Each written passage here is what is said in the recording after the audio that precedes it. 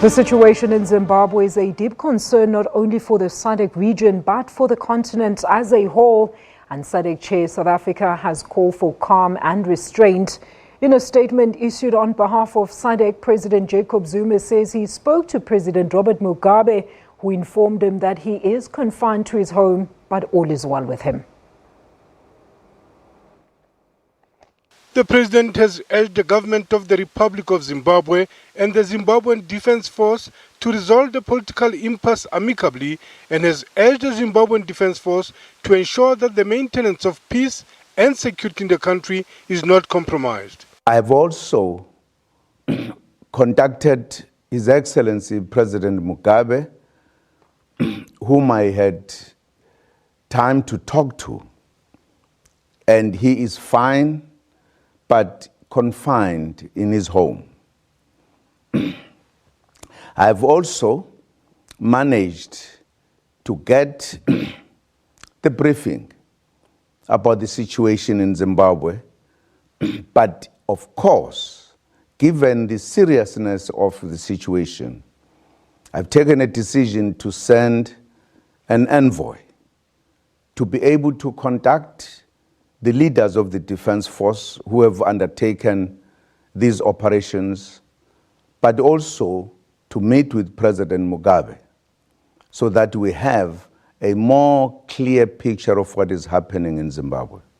The FO Veterans League is calling on Zimbabwe's ruling party to recall President Robert Mugabe, while civil society has appealed for peace to prevail. Why he chose to have friends only associated with the Rhodesia regime? Why he chose to associate even with Jonathan Moyo,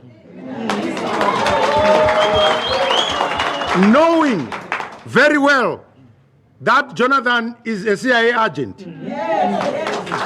Why he chose to ignore Vice President Mnangagwa's report in response to what Jonathan had alleged to him? The forum therefore calls upon all stakeholders to adhere to their constitutional mandates and to conduct their duties guided by our constitution in a manner that reflects the resolve of Zimbabweans to live as equals in liberty, peace and harmony, free from fear and in prosperity. The South African National Defence Force Chief of Joint Operations, Lieutenant General Bani Tlachwayo, says South Africa is monitoring political developments in Zimbabwe. It's also tightening border controls. Meanwhile, the situation at the Beit Bridge border post in Limpopo remains calm despite political crisis in Zimbabwe. Business activities have been relatively affected. People are getting afraid to come this side because by the situation which is going back, what is going on in Zimbabwe. And for the Zimbabwean living in South Africa, an expression of fear.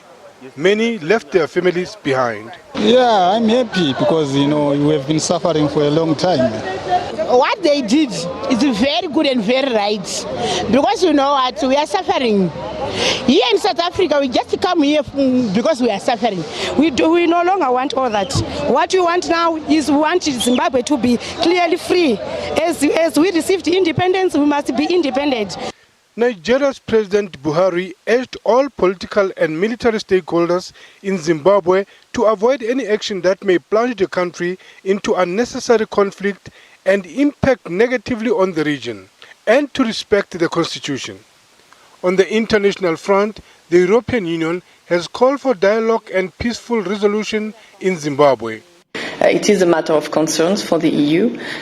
We are following very closely what is happening on the ground, underlining that the fundamental rights of all the citizens need to be respected and the constitutional order and democratic governance to be upheld. Britain says the situation in Zimbabwe was unpredictable and could change any time. It appealed for all sides in the former British colony to refrain from violence. At the moment, it's very fluid, and it's hard to say exactly how this will turn out. I think the most important point to make is that everybody wants to see a stable and successful Zimbabwe, and I think we're really appealing for everybody to refrain from violence. That's the crucial thing. France said it was closely following events in Zimbabwe and stressed respect for the constitutional law. France has encouraged all parties to find a peaceful solution. Lehana Tsoteti, SABC News, Johannesburg.